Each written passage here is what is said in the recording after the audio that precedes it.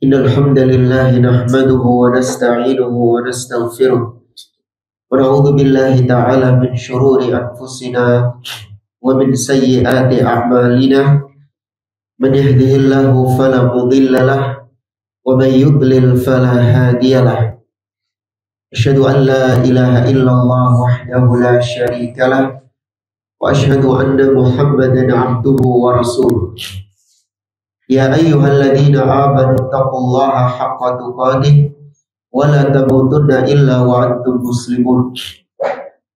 Ya ayyuhan nasu taqu rabbakumul ladzi khalaqakum min nafsin wahidah wa khalaqa minha zawjaha wa batha minhuma rijalan katsiran wa nisaa'a wattaqullaha alladzi tasaaluna bihi wal arham innallaha kana 'alaikum raqiba. Ya ayyuhalladzina amanu taqullaha wa qulu qawlan sadida yuslih lakum a'malakum wa yaghfir lakum dhunubakum wa man yuti'illaha wa rasulahu faqad faza fawzan 'azima. Amma ba'd. Fa inna asdaqal hadithi kitabullah wa khairal hadi hadi Muhammadin sallallahu alaihi wasallam wa syarrul umuri muhdatsatuha wa kullu muhdatsatin bid'ah wa kullu bid'atin dhalalah wa kullu dhalalatin finnar. Ma'asyiral muslimin, ikhwani fillah wa akhwati rahimani wa rahimakumullah.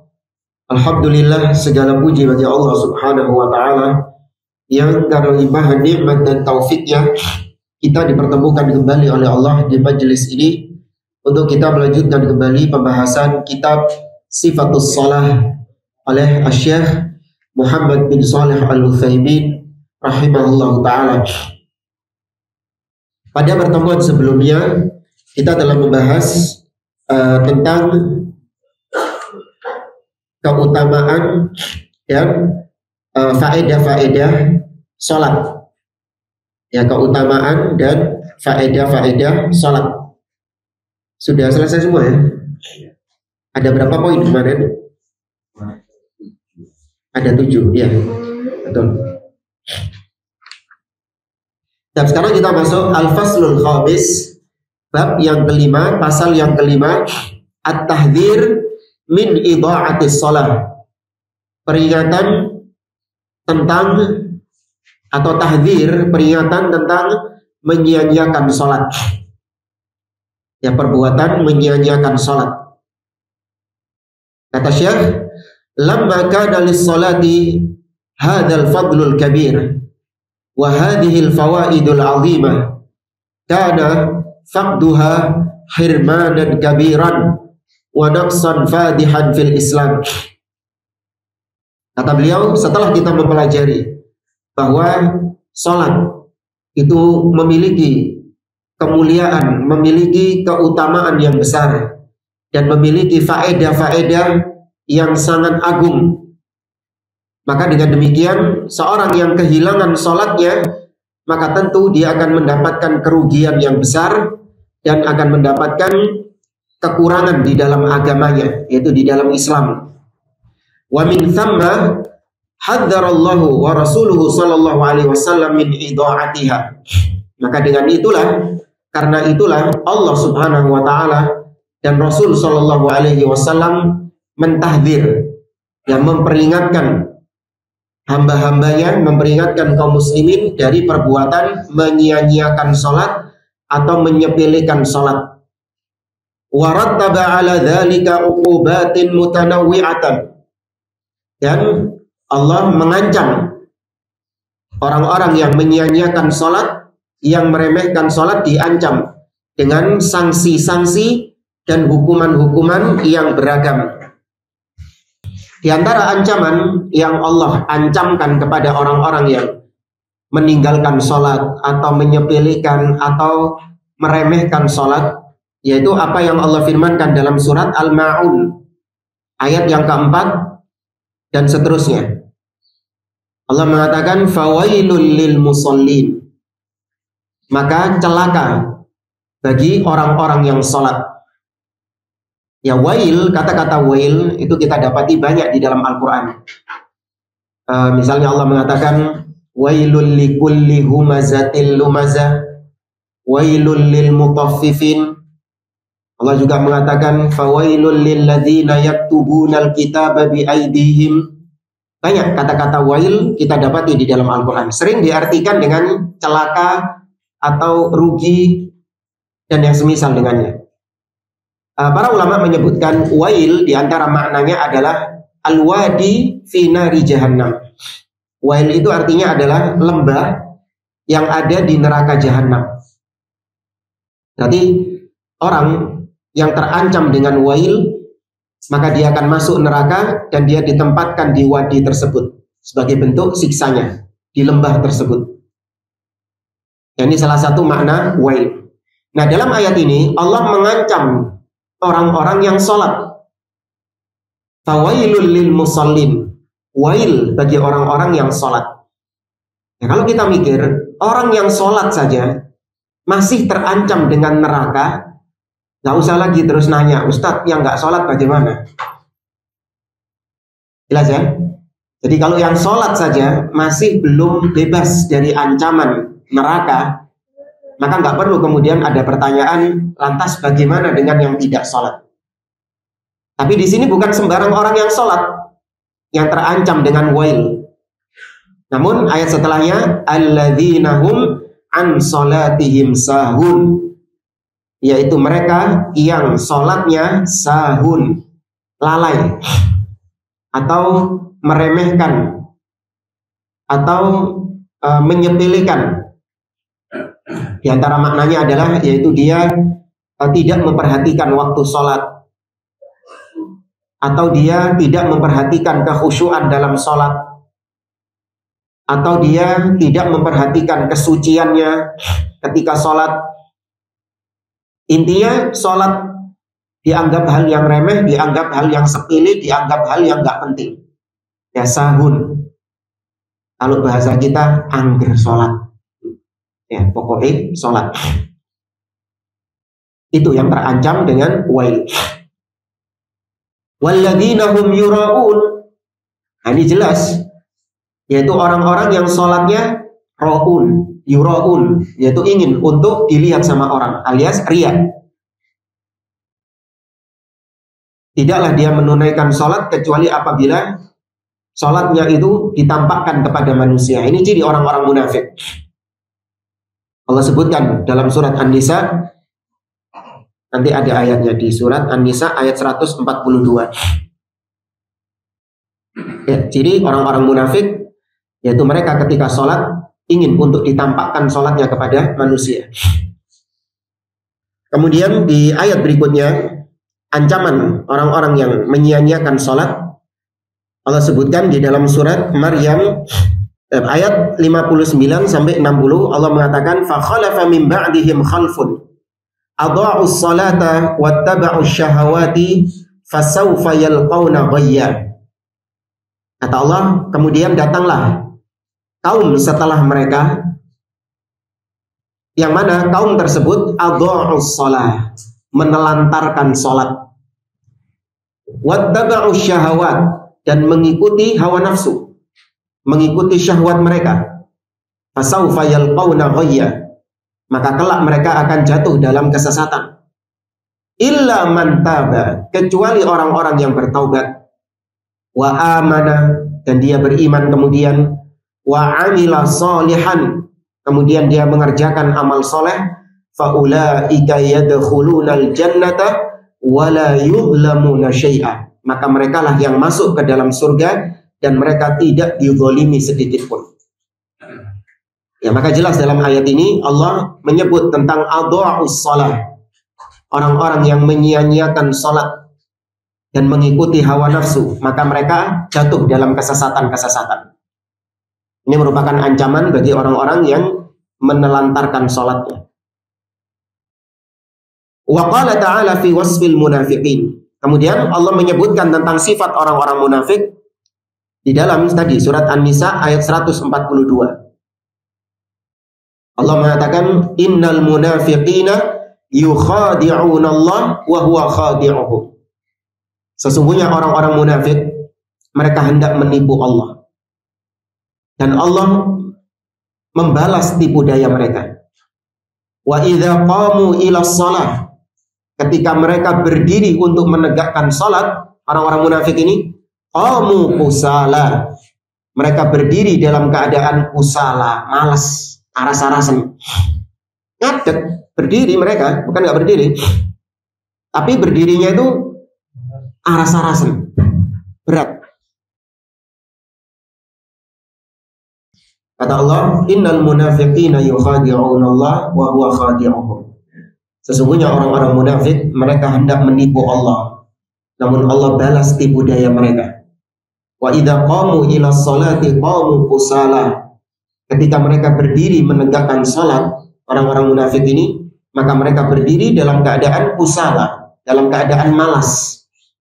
Yura'unan nas, mereka ingin untuk dilihat oleh manusia.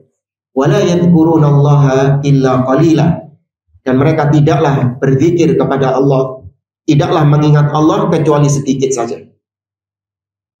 Dan maka ciri orang munafik diantaranya ketika sholat malas. Kalaupun mereka sholat, mereka hanya ingin untuk menampakkan sholatnya di hadapan manusia, alias riya.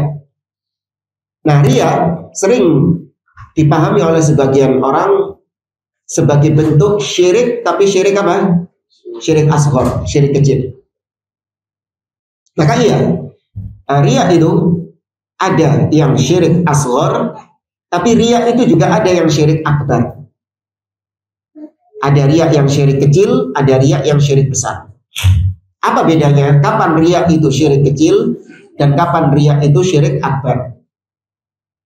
Riya yang syirik akbar, syirik yang besar, yaitu ketika memang dia tidak memiliki keimanan di dalam dirinya, sehingga sholat yang dia kerjakan murni hanya untuk pencitraan supaya orang-orang menganggap dia ini seorang muslim. Kayak ngetok dulu. Ya, padahal hatinya tidak beriman, hatinya kufur. Ya, tapi karena dia ingin supaya dilihat sama manusia sebagai seorang muslim, di antara ciri muslim itu adalah sholat, ya mau nggak mau dia sholat.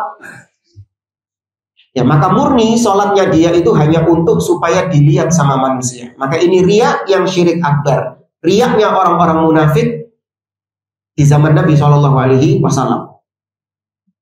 Tapi kalau riya yang syirik asghar adalah riya yang dia itu berangkat dari keimanan, namun tercampur di situ keinginan-keinginan untuk dilihat sama orang lain. Misalnya ada orang berangkat dari rumah ke masjid, ikhlas, dia ingin mencari ridho Allah Subhanahu wa Ta'ala, bukan karena ingin dilihat oleh manusia. Tapi ketika sampai di masjid, ternyata yang di masjid ini ternyata banyak orangnya. Waduh, tumben ini di masjid banyak orang. Terus juga orang-orang penting, gitu loh. Nah, maka timbul keinginan untuk menampakkan ibadahnya, menampakkan sholatnya. Maka yang seperti ini, kalau dia tetap dalam keadaannya ingin untuk menampakkan ibadahnya kepada manusia, ingin mendapatkan pujian mereka, ingin supaya mata-mata mereka memandang kepada dia, maka yang seperti ini tidak diterima sholatnya yang riya itu saja. Tapi kalau yang pertama tadi syirik akbar, riya yang syirik akbar, ini semuanya hangus. Semua amal ibadahnya hangus karena syirik akbar. Ya, adapun yang kedua tadi, yang hangus cuman yang terselip riya di situ. Maka harus dilawan. Ketika kita dapati mulai hinggap riya, ingin untuk mendapatkan pujian manusia, harus dilawan. Nah, dalam ayat ini surat An-Nisa ayat 142 tadi jelas ya, nampak bahwa perbuatan menyia-nyiakan sholat, malas ketika sholat, menelantarkan sholat, itu adalah ciri orang-orang munafik. Sehingga itu menjadi peringatan, jangan sampai kaum muslimin seperti mereka. Kemudian waqala an ahlin nar wa qad su'ilu. Allah berkata tentang penghuni neraka tatkala mereka ditanya, naudzubillahi minan nar. Penghuni neraka ini ditanya, ma salakakum fi saqar, dalam surat Al-Muddatsir ayat 42. Dalam surat Al-Muddathir 42, Allah bertanya, atau penghuni neraka ditanya, ma salakakum fi saqar? Apa yang menyebabkan kalian masuk ke dalam neraka Saqar?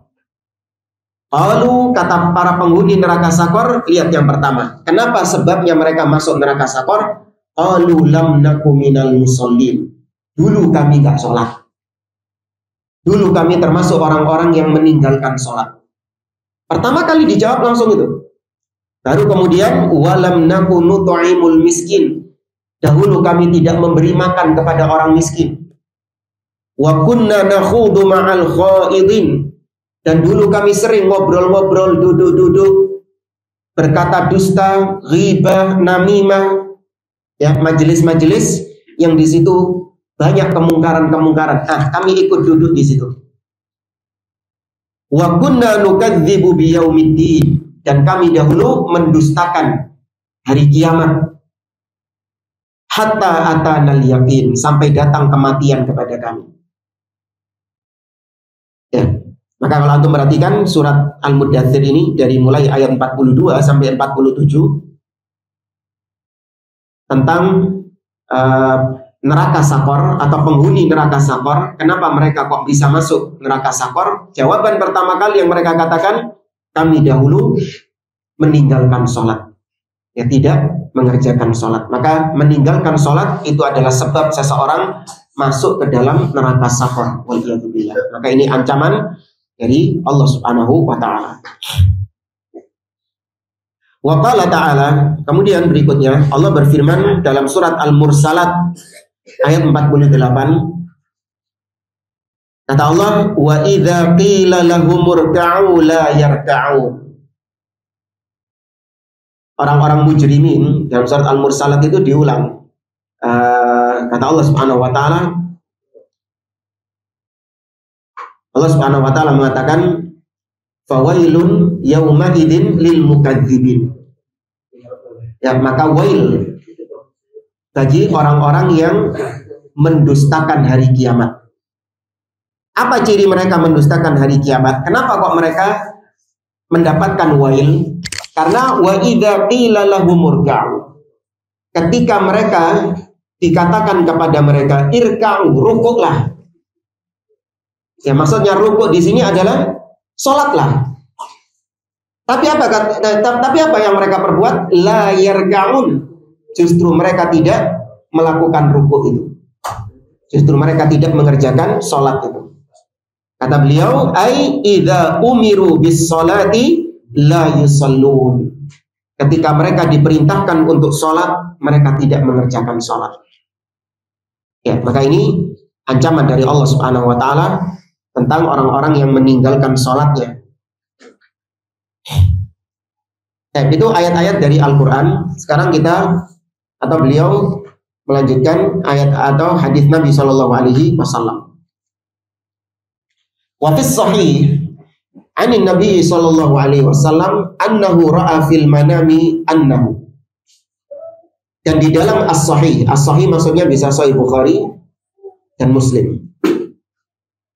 Bisa juga Sahih Bukhari saja, atau bisa juga Sahih Muslim saja, atau bisa juga selain Bukhari Muslim, pokoknya hadis yang sahih.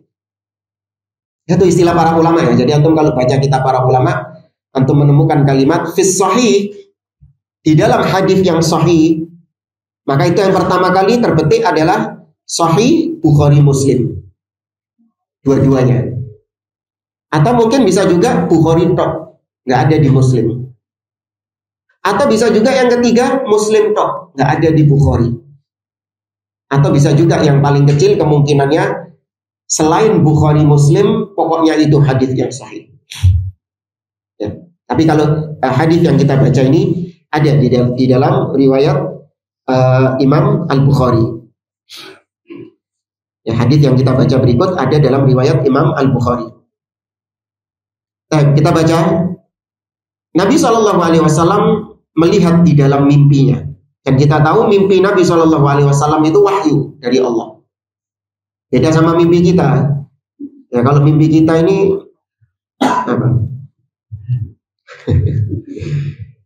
Mimpi apa tuh? Iya, mimpi kawin lagi.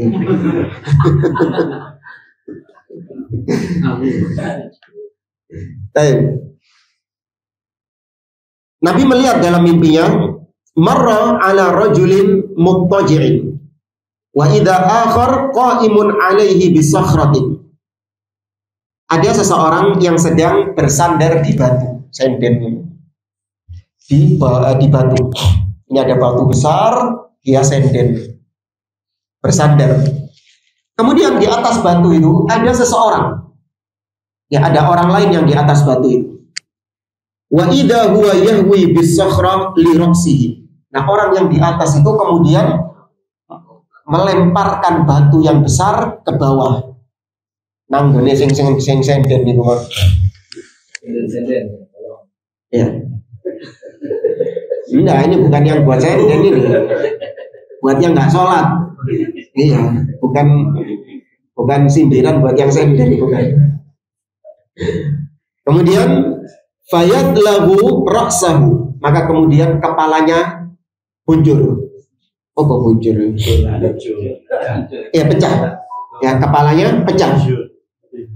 Fayatadahdahuhul hajaru hahuna, maka kemudian batu yang besar tadi menggelinding. Fayatba'ahul hajar fayakhudhuhu, maka dikejar sama orang yang melempar tadi. Watuwe lah melundung. Ya, dikejar sama dia, sama orang yang melempar itu. Fala yarji'u ilaihi hatta yasihha ra'suhu kama kana.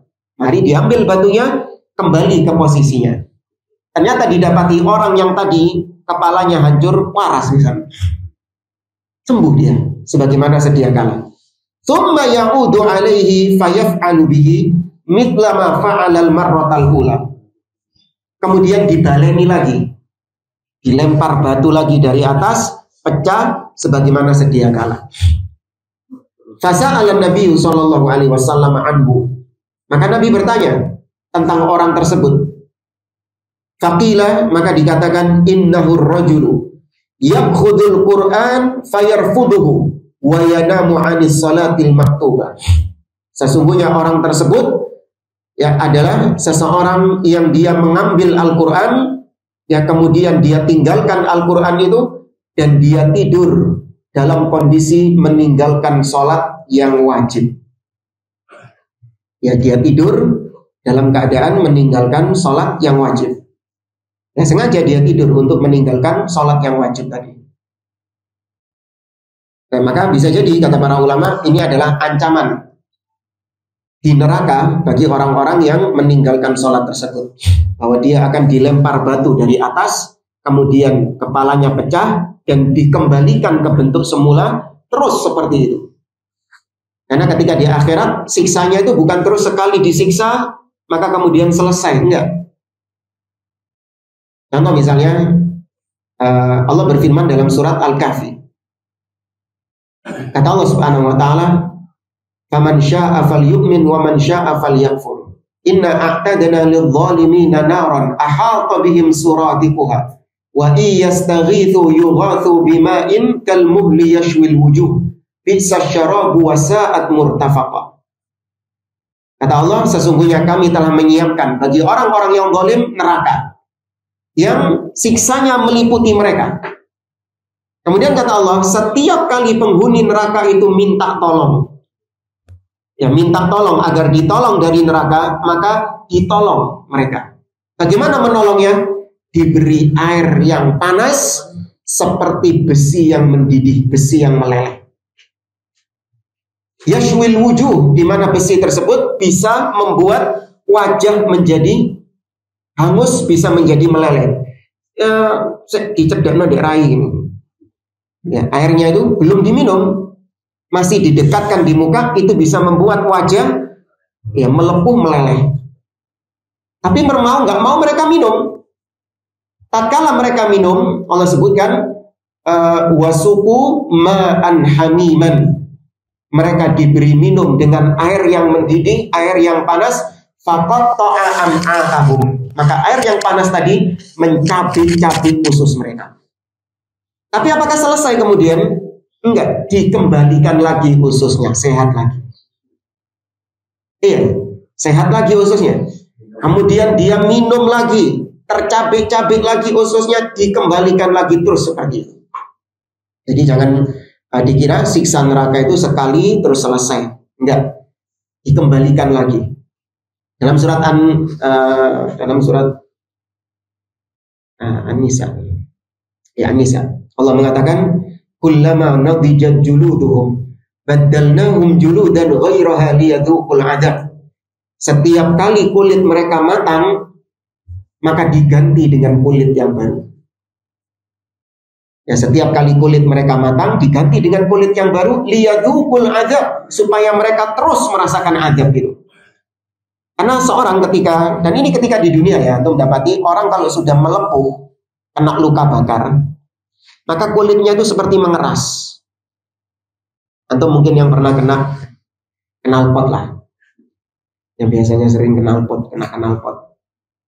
Awalnya perih, ya, tapi ketika proses sembuh itu kan seperti kulitnya itu mengeras, warna hitam gitu terus mengeras, betul nggak? Lukanya itu. Nah, ketika ngeras itu, coba antum kasih api, nggak seberapa panas, ya, kecuali kalau terus-terusan ya panas. Beda ketika antum waktu pertama kali kena knalpotnya, itu panasnya tuh nos gitu. Tapi kalau sudah mau kering, mau sembuh lukanya, ketika kena api nggak sekira panas. Nah, ada sebagian orang yang mengira di neraka itu ya paling panasnya itu cuma pertama-tama tok. Iya, nanti kalau sudah lama-kelamaan di neraka, wis kulino. Iya, sudah biasa. Jadi kulit kita itu sudah menyesuaikan dengan panas neraka itu. Ya, sehingga panasnya itu sudah berkurang. Ya, panasnya itu sudah berkurang karena kebiasaan. Maka dijawab sama Allah, setiap kali kulit mereka itu matang, maka diganti dengan kulit yang baru, supaya mereka itu terus merasakan siksa. Ya, na'udzubillah.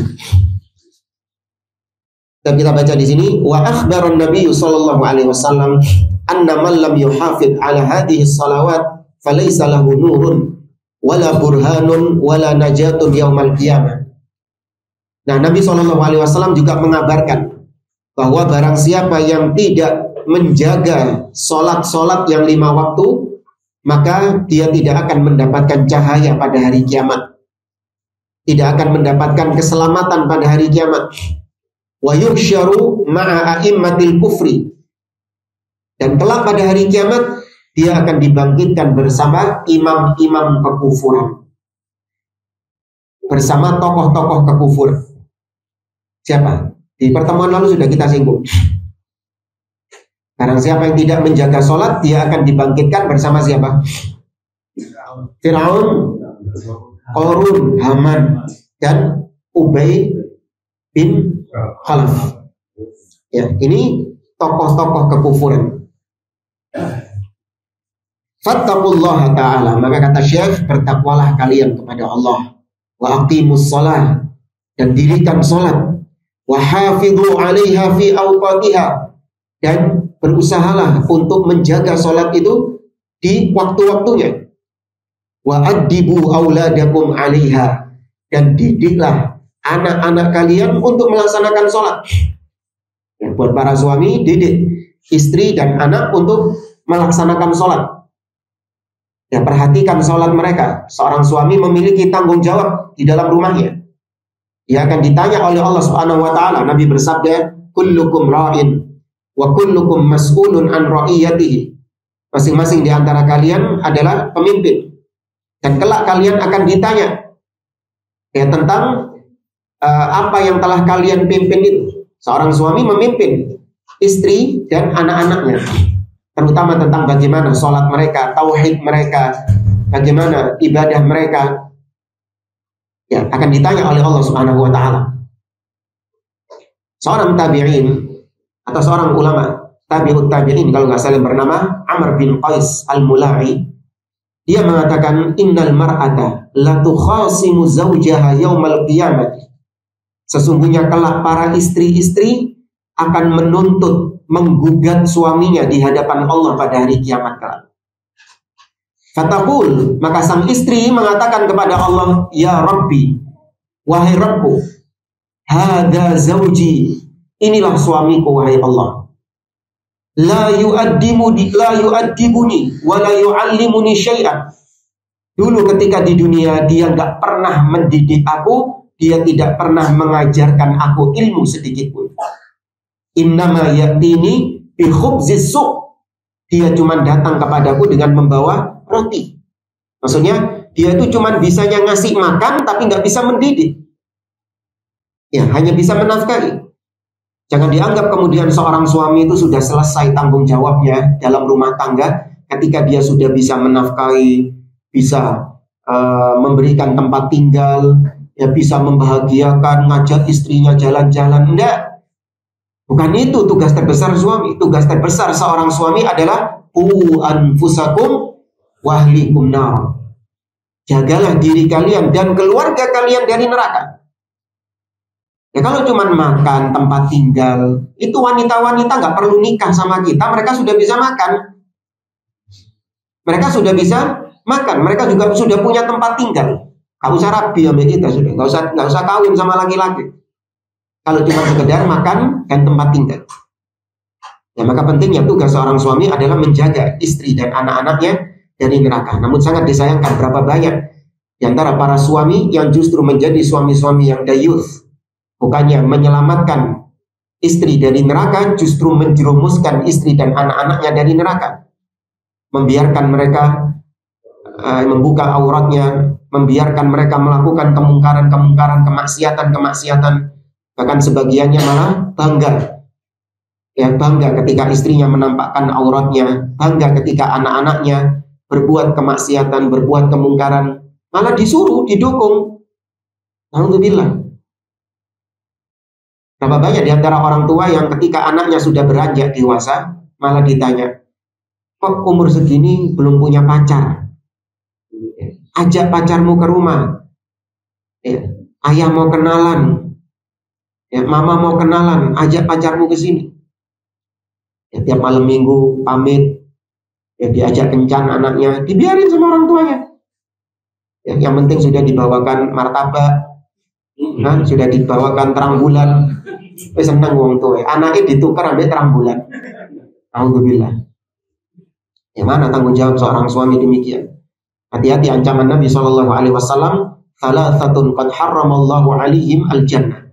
3 golongan yang Allah haramkan surga atasnya, diantaranya adalah ad-dayyuth, ya, suami-suami yang dayyuth, alladhi yuqirru fi ahlihi al-khabath, yang membiarkan keluarganya berbuat kemungkaran dan diingkari sama dia.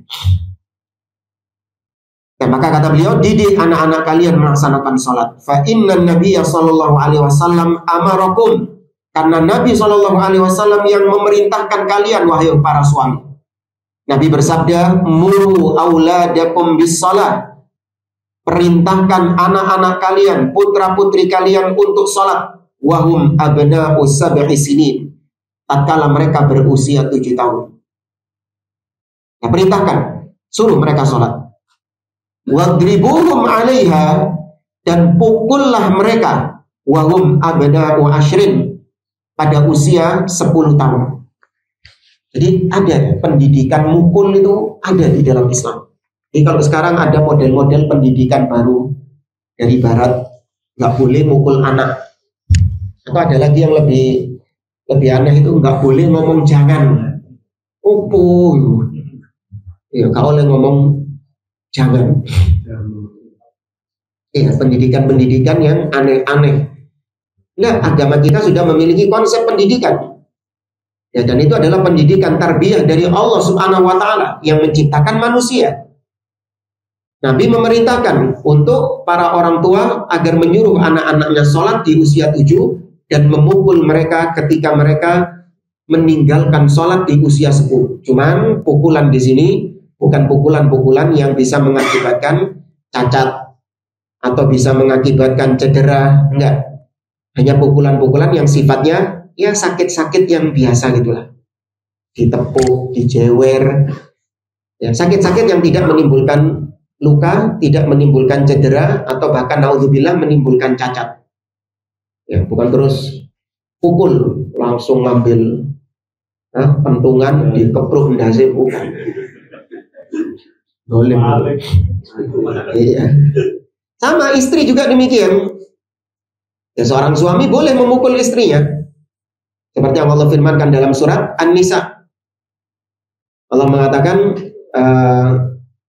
Ar-rijalu qawwamuna 'alan nisa bima faddalallahu ba'dahum 'ala ba'din wa bima anfaqu min amwalihim. Fas-salihatu qanitatun hafizatun lil ghaibi bima hafizallah. Wallati takhafuna nushuzahunna fa'idhuhunna wahjuruhunna fil madaji' wadribuhun. Dan apabila kalian takut tatkala mereka berbuat nusyuz, ya berbuat durhaka kepada kalian, fa'idhuhunna, maka berilah nasihat kepada mereka. Gak bisa wahjuruhunna fil madaji', pisahkan mereka dari tempat tidur kalian. Tetap gak bisa wadribuhun, baru dipukul mereka, istri itu. Sama seperti tadi, pukulan-pukulan yang tidak sampai meninggalkan luka, tidak sampai meninggalkan bekas, tidak sampai membuat cedera, cacat, dan tidak boleh di wajah. Karena datang dalam hadis Nabi mengatakan wala tadribil wajah, jangan memukul bagian wajah. Ya, jadi sekali lagi ada pendidikan di dalam Islam itu memukul. Ya, jangan ikut pendidikan-pendidikan yang gak jelas seperti di luar sana. Nah, dari hadis ini jelas ya. Jadi anak-anak kita diperintahkan saja ketika usia 7 tahun. Mereka mengerjakan, gak mengerjakan, biarkan dulu. Karena namanya anak-anak ya sudah, masih polos, belum tahu. Tapi ketika sudah umur 10, mereka meninggalkan sholat, nah ini mulai serius orang tua.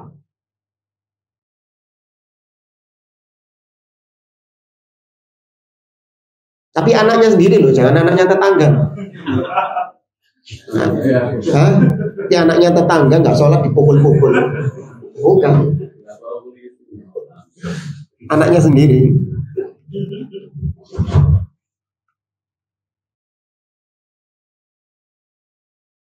Kata beliau, "Faman minkum ra'a hadhil amanah allati hammalaha iyyahu Rasulullah sallallahu alaihi wasallam." Siapa di antara kalian yang masih menjaga amanah ini dari Rasulullah sallallahu alaihi wasallam? Aktsarun nas an hadza ghafilun. Kata beliau, kebanyakan manusia lalai dari perintah Rasul yang satu ini, yaitu menyuruh anak-anak untuk sholat. Lakinnahum ila amwalihim wa hutamid dunya muntabihun.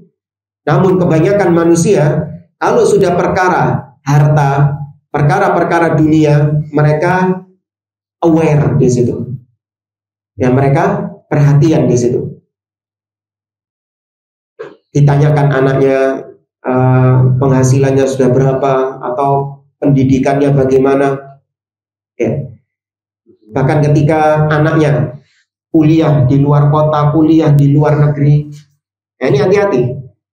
Kalau banyak di antara orang tua yang bermudah-mudahan ketika anaknya jauh dari pantauan orang tuanya, dibiarkan ngekos, apalagi anak cewek, anak perempuan, ya, keluar kota, nggak ada mahramnya, nggak ada keluarganya di sana. Dia melakukan kemungkaran yang sebebas-bebasnya tanpa diketahui oleh orang tua, tanpa ditanyakan bagaimana sholatmu, kau di sana bergaul sama siapa, nggak urusan. Yang penting bagaimana kuliahnya. Pulang-pulang bawa IPK 4, seneng orang tuanya. Ya, padahal selama kuliah sholat ditinggalkan sama anaknya, nggak urusan orang tuanya. Ya, yang penting dalam urusan dunia anak saya sukses. Ya, nggak peduli sholatnya bagaimana. Yasharuna laila wan nahar litanmiyati hadzal mal. Manusia kebanyakan rela untuk begadang siang dan malam demi untuk mendapatkan harta. Tsumma yad'unahu liman yarithahu min ba'dihim. Kemudian setelah dia kaya raya, dia memiliki harta yang banyak, apa yang terjadi? Dia tinggalkan harta itu untuk warisan anak-anak setelahnya. Wa hum ghafiluna an auladihim. Mereka melalaikan anak-anaknya. Alladzina yaquluna qurrata 'ainin lahum fid dunya wal akhirah idza salahu. Di mana justru anak tersebut yang akan menjadi aset berharga bagi dia ketika di dunia dan di akhirat kalau anaknya soleh. Ya, aset yang paling berharga bagi orang tua di dunia dan di akhirat yaitu ketika dia mendapati anaknya soleh. Anaknya kaya raya, sukses, ya punya pekerjaan yang mentereng, rumah yang megah. Tapi kalau nggak soleh, rugi orang tuanya. Ya rugi orang tuanya. Makanya kata Nabi, qala Nabi SAW, idza matal insan inqata'a anhu 'amaluhu illa min thalathah. Apabila seorang mati, maka terputus semua amalannya kecuali dari 3 pintu. Illa min shadaqatin jariyah, dari sedekah jariyah, aw ilmin yuntafa'u bihi, atau ilmu yang bermanfaat, aw waladin salihin yad'u lahu, atau anak soleh yang mendoakan. Kenapa kok disebut anak soleh? Kenapa nggak cuma anak saja? Ada yang tahu?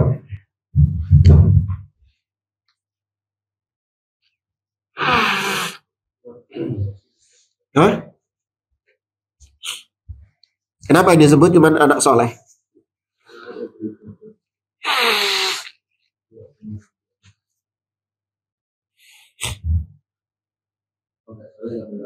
Iya betul, Hasan. Iya. Kata para ulama, kenapa di sini kok seakan-akan dipersyaratkan yang nyampe itu hanya doanya anak soleh? Emang kalau tetangganya yang mendoakan nggak nyampe? Ini loh kan tadi Nabi bilang, kalau orang mati amalannya terputus kecuali dari 3 hal: sedekah, ilmu yang bermanfaat, dan anak soleh yang mendoakan. Loh, emang kalau tetangganya mendoakan nggak nyampe? Nyampe nggak? Lantum sholat jenazah biasanya. Iya, itu kan mendoakan jenazah. Nyampe. Ya, tapi kenapa di sini cuma disebutkan anak soleh? Kata para ulama, ini yang terus mendoakan. Kalau tetangga, teman, ya sekuat-kuatnya teman atau seplek-pleknya teman mendoakan, ya paling mentok cuman sholat jenazah. Setelah itu selesai, lupa dia. Jangankan mendoakan, eling jenenge wis lali. Siapa dari antum yang masih di antara antum yang masih ingat tetangga antum yang meninggal bulan lalu? Nah, mikir sih ya. Tidak ada. Oh, tidak ada ya.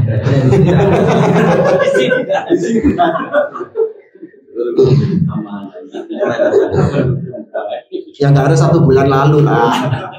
Berapa gitu loh, saono kayak gitu. Lupa. Tapi kalau seorang anak yang soleh, mau orang tuanya meninggal 50 tahun yang lalu, 60 tahun yang lalu bahkan, kalau anak yang soleh tetap didoakan sama dia. Rabbighfirli wa liwalidayya warhamhuma kama rabbayani sholihan. Kalau anak yang nggak soleh, punya anak tapi nggak soleh, jangankan mendoakan orang tuanya, mendoakan dirinya saja enggak.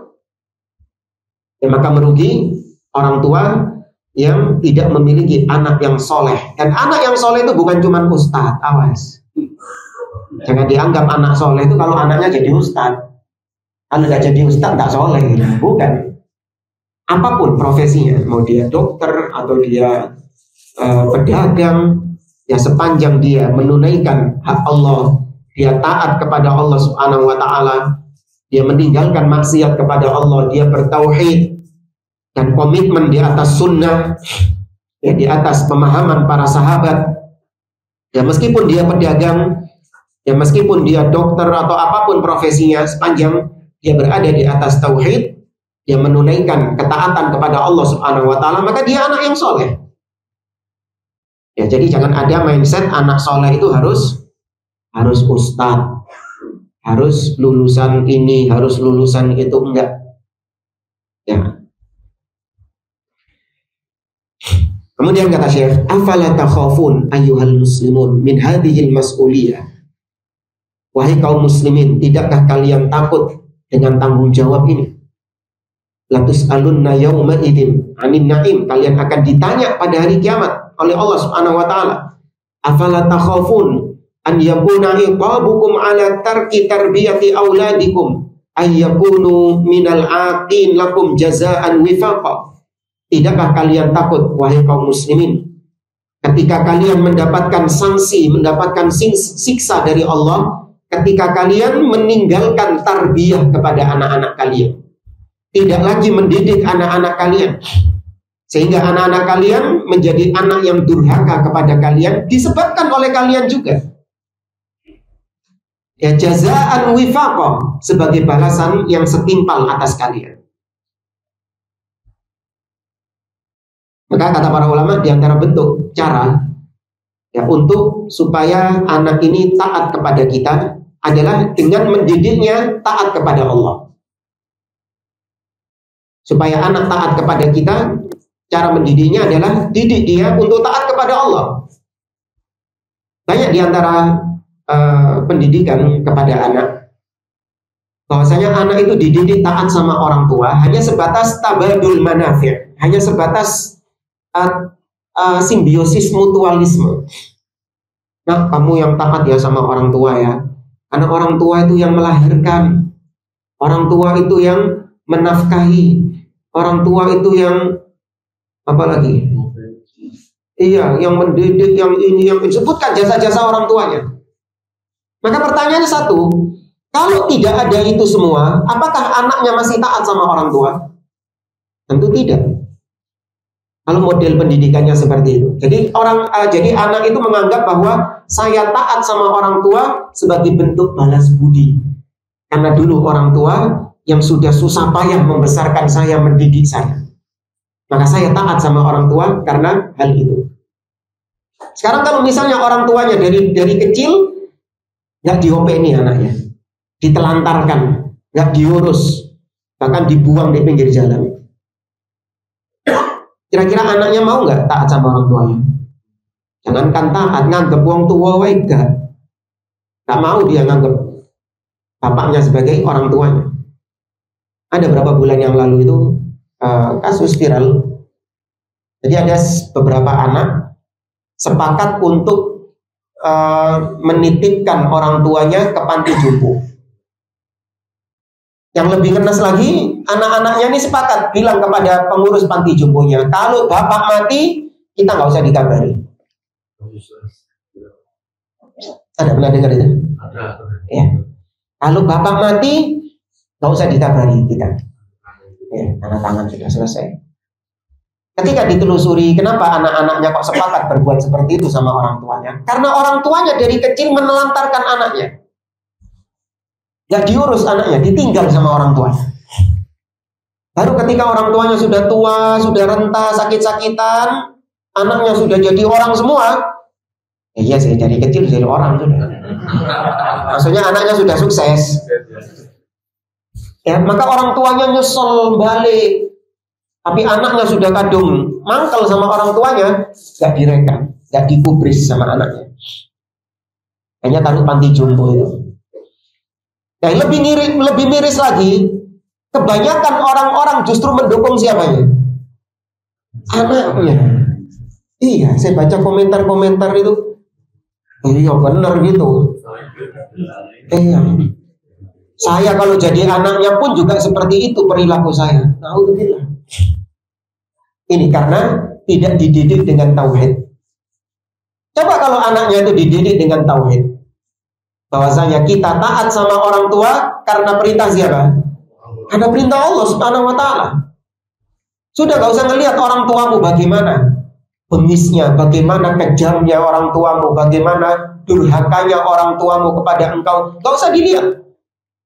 Karena tugasmu adalah taat kepada Allah. Allah memerintahkan engkau taat sama orang tua, maka taati orang tua dalam rangka mentaati Allah Subhanahu wa taala.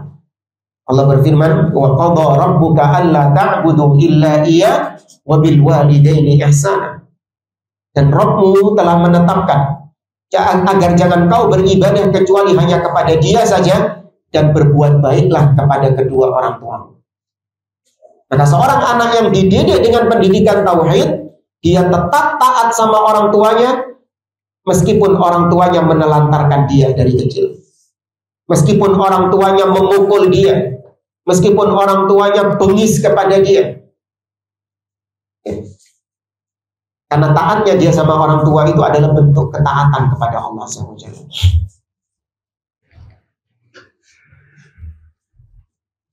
Kemudian beliau mengatakan, inna man la yura'i haqqallahi fi tarbiyati auladihi yushiku alla yura'u haqqallahi fihi idza kabura wa mata. Atau idza kabira wa mata.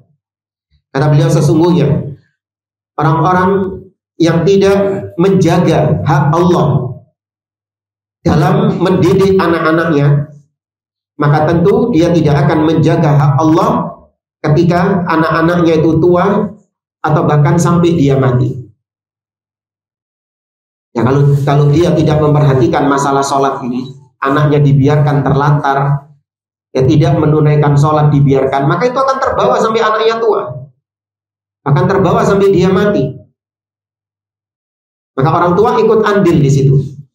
Ya, meskipun anaknya tetap berdosa, tapi orang tua yang membiarkan, menelantarkan, dia juga terkena dosanya dari Allah Subhanahu wa ta'ala.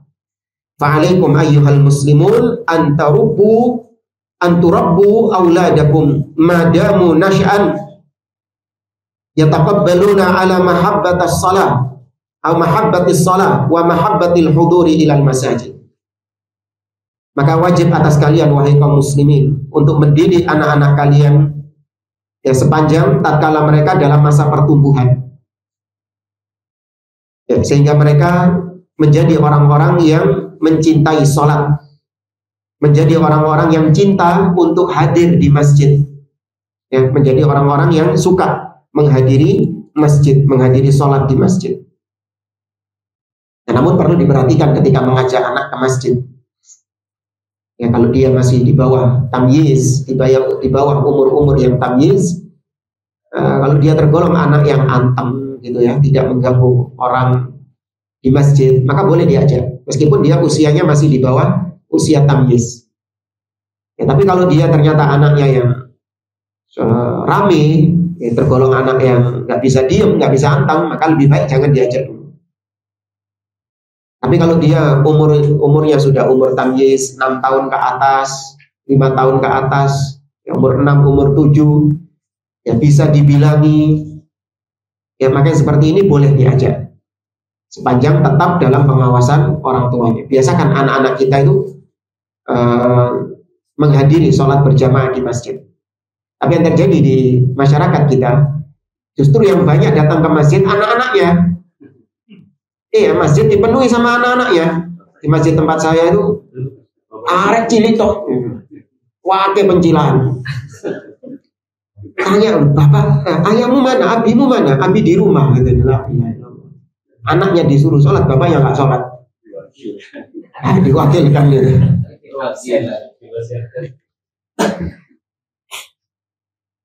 Selesai dari pasal yang kelima. Sekarang kita masuk pasal yang keenam. Sebelumnya kalau ada yang mau ditanyakan silakan. Ustaz, ya. Bagaimana jika orang tua itu memiliki anak dan anaknya sudah besar, tapi anaknya juga masih melalaikan sholat? Itu kewajibannya orang tua sampai sejauh.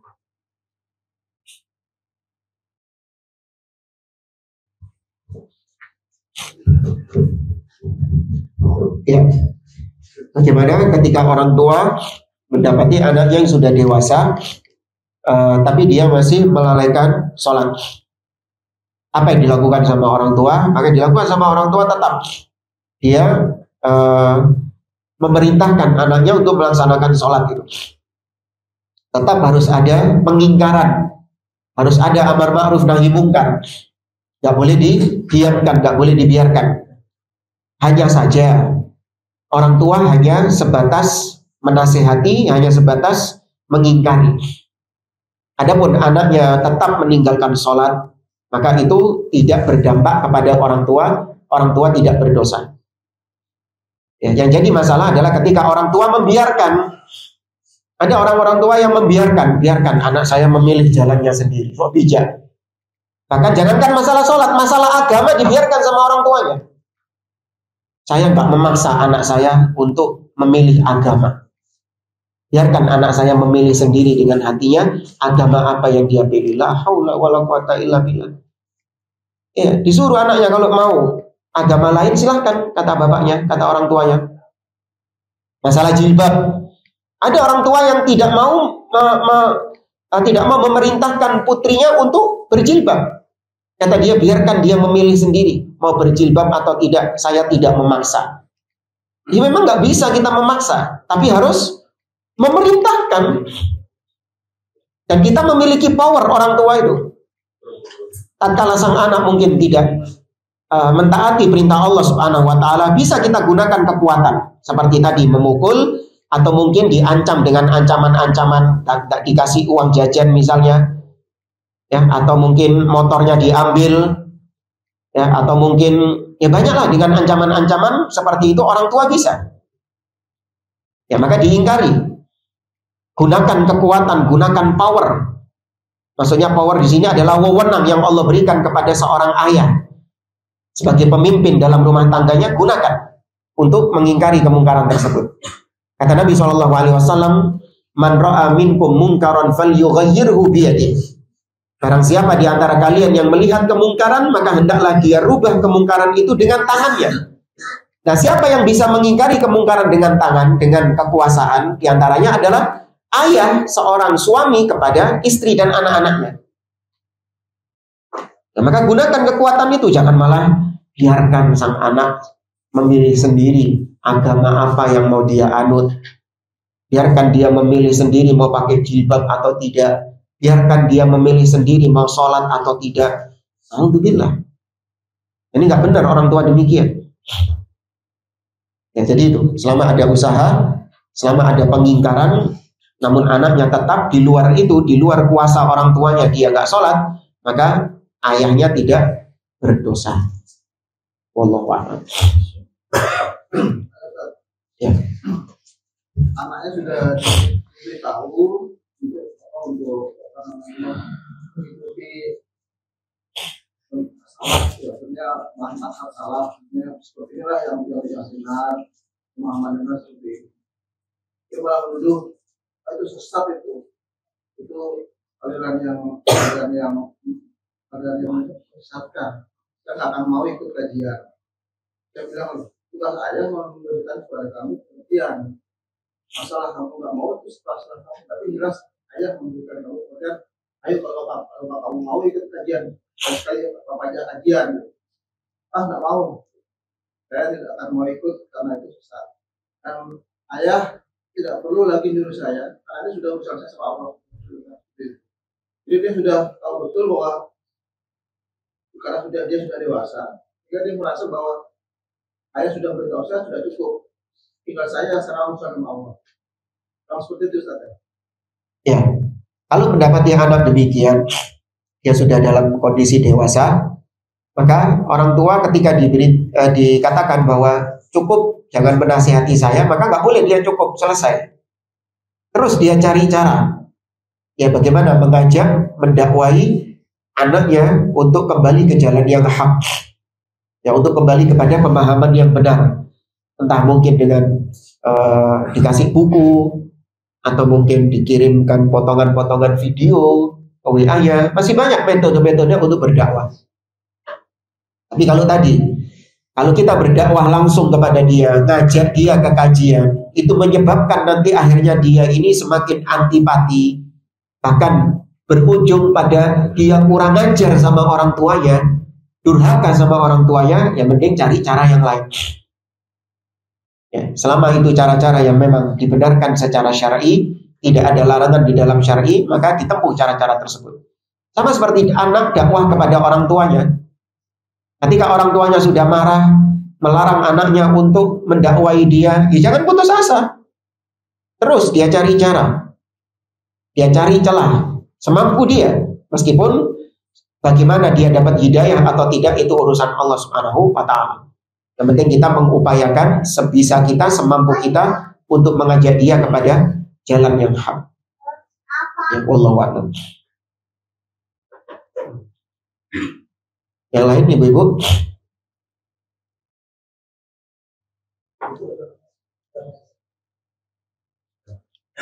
Ya. Apa Nabi Nuh masuk neraka ya?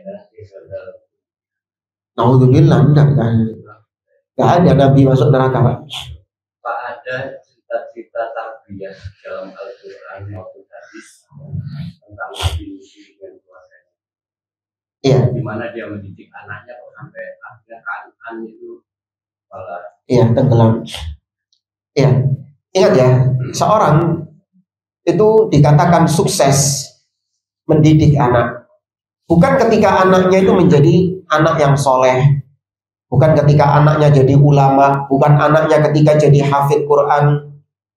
Ya, itu salah satu bonus ketika anaknya menjadi anak yang soleh, anaknya menjadi anak yang soleha.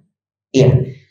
Namun standar orang tua dikatakan sukses mendidik anaknya adalah ketika dia sudah menjalankan tugasnya sebagai seorang ayah, yaitu mendidik, mengingatkan, mengingkari kemungkaran-kemungkaran anaknya. Adapun kalau anaknya tetap di atas kemungkarannya, maka orang tuanya berdosa nggak? Tidak berdosa, tapi orang tuanya tetap mendapatkan predikat sebagai orang tua yang sukses. Ya, meskipun anaknya bejat, tetap kita katakan orang tuanya orang tua yang sukses. Kenapa? Karena pendidikan yang dia terapkan selama ini itu sudah maksimal demikian yang dia upayakan. Namun ternyata Allah Subhanahu wa Ta'ala tidak memberi hidayah kepada sang anak. Salah siapa terus? Salah orang tuanya. Ketika anaknya tersesat, salah siapa? Salah dia sendiri, salah anaknya sendiri. Orang tua sudah mengupayakan dengan baik. Demikian juga seorang dai, seorang ustadz, seorang ulama. Jangan menganggap yang sukses itu adalah yang punya followers yang banyak, yang bisa mengislamkan orang banyak, yang bisa membuat orang tobat dari maksiat, maka itu berarti seorang dai yang sukses. Tidak. Bukan itu barometernya. Barometernya adalah ketika dakwahnya itu sesuai dengan qala Allah, qala Rasul. Saya kasih permisalan. Ada dua orang ustadz, dua orang dai. Yang pertama itu banyak mengislamkan orang. Antum bayangkan, banyak orang-orang kafir masuk Islam dengan dakwahnya dia. Banyak orang-orang yang maksiat, ahli maksiat, tobat dari maksiat gara-gara dakwahnya dia. Banyak orang-orang yang gak sholat jadi sholat gara-gara dakwahnya dia. Banyak orang-orang yang dulunya gak ngaji jadi ngaji gara-gara dakwahnya dia. Tahu antum bagaimana dakwahnya dia? Dakwahnya dia adalah dengan metode musik. Pakai musik dia. Atau dengan film-film religi. Atau dakwahnya dia itu adalah dengan menyembunyikan hak. Nggak disampaikan hak ini sama dia. Kenapa? Supaya orang-orang senang. Disembunyikan sama dia. Dia tampilkan Islam sesuai dengan yang disukai sama orang-orang. Ya pantas orang-orang banyak yang senang, paham ya? Karena dia menampilkan Islam yang sesuai dengan hawa nafsu manusia, selera manusia. Makanya dia digandrungi, disenangi, banyak orang yang tobat dari maksiat, banyak yang masuk Islam. Tapi ya gitu, Islam yang sesuai dengan versinya dia. Sedangkan dai yang kedua, ya, dia followersnya sedikit, pengikutnya sedikit.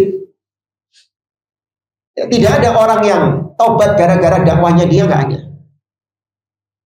Tapi dia berdakwah, hak dikatakan hak, batil dikatakan batil. Berdakwah sesuai dengan metode Nabi Shallallahu Alaihi Wasallam, yaitu menyampaikan ayat-ayat Al-Quran, menyampaikan hadis Nabi Shallallahu Alaihi Wasallam, disampaikan apa adanya. Orang marah, orang menerima, gak urusan dia. Followersnya sedikit. Antum kalau ditanya siapa yang benar, yang pertama atau yang kedua? Yang kedua. Padahal yang kedua hasilnya sedikit, yang pertama hasilnya banyak. Nah, demikian orang tua. Orang tua yang sukses adalah yang tarbiyahnya di atas sunnah, yang tarbiyahnya sesuai dengan tarbiyah yang hak, pendidikan yang hak. Meskipun anaknya tetap bejat, hidayah di tangan Allah Subhanahu wa Ta'ala. Tapi sebaliknya, ada orang tua yang anaknya anak soleh, masya Allah, Tapi ternyata itu bukan dari didikan orang tuanya justru. Justru itu didikan dari lingkungannya, dari temannya. Iya. Berapa banyak yang demikian modelnya. Maka jangan melihat suksesnya tarbiyah itu dilihat dari anaknya soleh atau tidak. Belum tentu itu dari tarbiyah orang tuanya. Sekali lagi orang tua hanya berusaha mengupayakan dan memintakan hidayah kepada Allah Subhanahu wa Ta'ala. Ya, Allah Maha membolak-balikkan hati. Wallahu a'lam. Ya. Di surat macam tadi menunaikan sholat, apakah termasuk mengakhir-akhirkan sholat itu juga dunia? Iya, termasuk menelantarkan sholat. Sahun juga dalam surat Al-Ma'un, tafsiran para ulama adalah yaitu akharus sholat an waqtiha, yaitu seseorang yang mengakhirkan sholat sampai hampir keluar dari waktunya. Betul, sholatnya tetap sah. Ya, sepanjang memang itu masih waktunya, sholatnya tetap sah. Tapi sikap dia menelantarkan sholat tersebut empuk sik. Ya, padahal tidak ada udzur dia. Tidak ada udzur. Iya, kalau misalnya seorang dokter yang operasi gitu. Ya kan? Seorang dokter yang mengoperasi misalnya. Ditinggal sholat. Adzan. Larang disip sholat sih. Balik-balik ya kok. Budak bisa balik-balik. Bisa langsung sholatin di sana. Kalian disolatin pasiennya. Ada udzur. Ada orang-orang yang nggak punya udzur, tapi dia akhirkan sholatnya karena urusan-urusan duniawi. Wah, ini lagi apa? Lagi rame-ramenya di toko ini, lagi banyak yang beli ini. Nanti aja sholatnya, nanti aja sholatnya. Atau bahkan yang lebih parah sekarang apa? Mengakhir-akhirkan sholat karena game. Iya, karena main game. Dan memang orang-orang kafir demikian. Sekarang bikin game itu nggak bisa apa? Nggak bisa di pause. Iya, nggak bisa di pause ya, Pak. Karena online. Nggak bisa. Kalau zaman anak dulu kecil main game itu bisa di pause. Ayo sholat, taruh sticknya, berangkat sholat kita. Balik-balik ke masjid, ya masih bisa dilanjutin. Game zaman dulu itu, zaman sekarang bisa kayak gitu? Nggak bisa. Ya, begitu ditaruh kalah dia karena sedang online sama orang lain. Nah, itu programnya orang-orang kafir untuk menjauhkan generasi kaum muslimin dari sholat. Ya, maka Anda melihat game-game di zaman sekarang ini sudah bukan lagi menyia-nyiakan waktu lagi hukumnya, tapi sampai pada taraf menyia-nyiakan sholat. Ya, maka jangan manjakan anak-anak kita dengan game-game tersebut. Ada banyak permainan-permainan game-game yang dibolehkan, game-game yang masih dalam batasan-batasan yang dibolehkan di dalam syar'i. Tapi kalau sudah game-game yang seperti yang saya sebutkan tadi, belum yang lagi karakter-karakternya itu menampilkan aurat-aurat wanita, ya, atau menampilkan simbol-simbol kekufuran, ini tanggung jawab orang tua menjaga anak-anaknya dari hal tersebut. Wallahu a'lam. Kalau misalnya mengakhirkan sholat untuk alasan efisiensi, ya, Pak. Sholat isya dilakukan menjelang tahajud. Nanti begitu selesai tahajud kan subuh gitu, maksudnya dirompel gitu. Sama saja. Sama saja itu juga mengakali. Sholat isya, sholat maghrib diakhirkan menjelang isya. Jadi selesai sholat isya langsung sholat maghrib. Selesai sholat maghrib langsung azan isya, sholat isya. Ya. Itu seperti contoh sahabat Umar sama sahabat Abu Bakar. Diberhenti diawalkan Umar. Apa itu? Abu Bakar diawalkan karena berhati-hati, tapi sahabat Umar agak lebih mengakhirkan. Iya, sholat isya itu memang ada kekhususan. Sholat isya bisa diakhirkan. Cuman akhirnya itu muntasofil lail, ila muntasofil lail, sampai pertengahan malam. Ya, bukan terus diakhirkan sampai menjelang subuh. Enggak. Diakhirkan ya sholat isya itu pertengahan malam. Jadi isya, antara isya dengan subuh antum bagi dua, yaitu pertengahan malam itu batas akhir seorang melaksanakan sholat isya. Boleh dia mengakhirkan sholat isya itu. Ya, wallahu a'lam. Itu jam 12 itu. Ya beda-beda tergantung isya sampai subuh ya. Sekarang isya jam 7 kurang seperempat. Ya kurang lebih lah 7 kurang seperempat. Subuh jam 4.18, 4 seperempat. Ya sudah, antum bagi dua. Gak tahu berapa itu. Sekitaran jam berapa ya sudah, itu muntasofil lail. Itu pertengahan malam. Wallahu a'lam. Ustaz, ini terkait soft sholat. Mana? Ini babnya lah.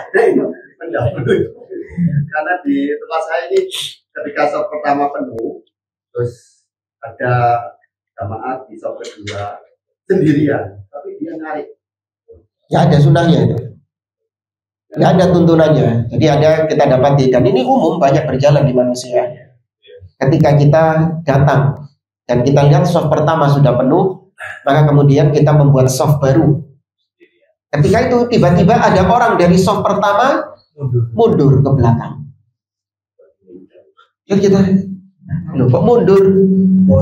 Iya,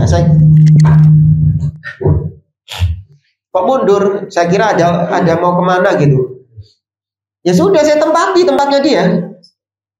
Apa maksudnya? Tak masuki dia. Ya makanya dia sendiri. Saya nggak tahu itu maksudnya apa dia kok mundur itu. Ya kan kita ini kan lebih kita kan tahu bahwa soft pertama lebih afdol daripada soft kedua. Maka ketika kesempatan ada soft pertama kosong, ya maju kita. Dia yang soft belakang sendiri. Ya, hanya beberapa kali dapat fenomena kayak gitu, baru tahu kalau ternyata sebagian orang menganggap nggak boleh sendirian, harus nyari orang. Ini nggak ada tuntunannya kayak gitu. Nggak apa-apa dia sendirian di soft kedua itu. Wallahu a'lam. Misalnya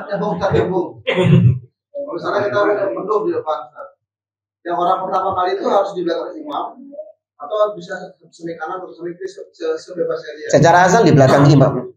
Imam ya. Iya. Terus yang kedua di kanan apa sebelah kiri? Kanan terus ya. Ya, yang lebih afdol sebelah kanan. Ya, soft kanan itu lebih afdol daripada soft kiri. Cuman terkadang ada beberapa kondisi-kondisi masjid yang tidak memungkinkan untuk menerapkan hal tersebut. Seperti misalnya masjidnya itu pintu masuknya itu dari arah kiri. Dari arah kiri jamaah. Sehingga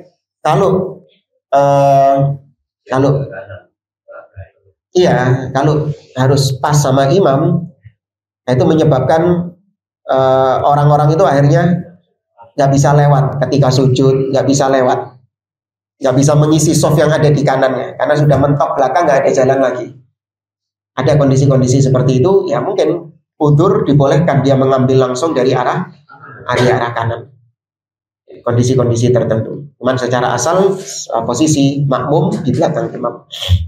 Saya pernah di masjid itu depan, ada sebagian dua di kiri, dua di tengah, dua di kanan. Ya, kosong ini sebaiknya kita ngisi di mana, Ustaz? Ya tengah, tetap kita kembali kepada aturan awal ya.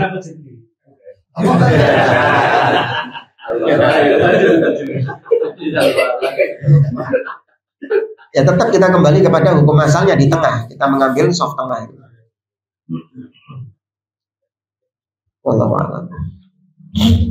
Pak Ustaz, ibu mau nanya. Ya, silakan.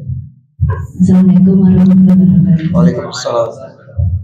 Semoga Pak Ustaz dirahmati Allah Subhanahu wa taala. Demikian juga dengan jemaah kajian hari ini.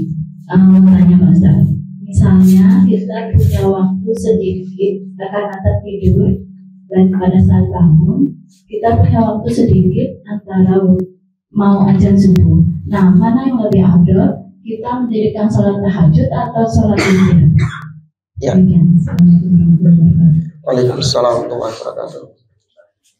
Ya, ketika seorang bangun di akhir malam, di mana dia mendapati waktu sebentar lagi memasuki waktu subuh, maka mana yang lebih dia utamakan? Dia mengerjakan sholat tahajud atau sholat witir. Ya, maka kalau bisa dimaksimalkan waktu yang ada untuk sholat tersebut. Seperti dia melaksanakan sholat tahajud dengan singkat, ya 2 rakaat, kemudian baru 1 rakaat sholat witir, ditutup sholat witir. Itu insya Allah mencukupi. Kalau dia sholatnya hanya mengambil rukun-rukun sahnya saja. Seperti misalnya dia mencukupkan dengan bacaan yang pendek, atau bahkan dia cuma membaca Al-Fatihah saja. Karena yang rukun itu membaca surat Al-Fatihah saja. Kemudian dia membaca bacaan-bacaan yang paling pendek ketika ruku, ketika i'tidal, ketika sujud, ya ketika tasyahud, dia baca bacaan-bacaan yang paling pendeknya. Kemudian dia langsung melaksanakan sholat witir. Itu insya Allah mencukupi, bisa 1 rakaat 1 menit itu insya Allah cukup. Wallahu a'lam. Yang lain? Satu lagi Pak Ustaz. Ya. Assalamualaikum warahmatullahi wabarakatuh. Berkaitan dengan yang tadi disampaikan oleh Pak Ustaz bahwa suatu saat suami itu akan dimintai pertanggungjawabannya di akhirat apabila tidak bisa mendidik keluarganya dengan baik. Yang saya tanyakan di sini, apabila suami itu punya basic yang sangat kuat, kemudian ingin mengajarkan sesuatu yang berkaitan dengan tuntutan dia sebagai suami, kira-kira apa yang bisa dilakukan oleh dia? Misalnya dia punya basic agama itu kurang. Ya dia ajak istrinya ke taman-taman surga, dia ajak ke kajian. Ketika suami mendapati dirinya tidak bisa mendidik karena kurangnya ilmu, maka si suami itu akan belajar. Ya dia akan hadir ke pengajian dan dia ajarkan itu kepada istrinya. Apa yang dia dapatkan di kajian itu diajarkan kepada istrinya. Atau kalau memang yang lebih menghemat, yaitu dia ajak istrinya juga untuk kajian, sama-sama belajar. Intinya di situ seorang suami dia memiliki andil dalam pendidikan istrinya. Entah dia mendidik langsung atau dia mengajaknya kepada pendidikan, mengajaknya kepada kajian. Bukan terus cul-culan, mau ngaji mau enggak ngurus. Yang penting hak saya terpenuhi. Yang penting hak saya sudah dipenuhi sama istri. Enggak. Itu mungkin Bu, wallahu a'lam.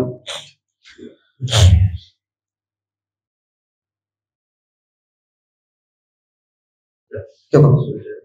Saya kira ini insyaallah di pertemuan berikutnya penulis membahas tentang hukum orang yang meninggalkan sholat. Tapi di sini beliau membahasnya sangat dalam sekali, panjang, perbedaan-perbedaan para ulama tentang menghukumi orang yang meninggalkan sholat. Nanti akan kita ringkaskan supaya menjadi pelajaran bagi kita agar tidak gampang-gampang meninggalkan sholat. Saya kira ini kurang lebih yang mohon maaf. Kita akhiri. Subhanakallahumma wa bihamdik, asyhadu an la ilaha illa anta astaghfiruka wa atubu ilaik. Wassalamualaikum warahmatullahi wabarakatuh.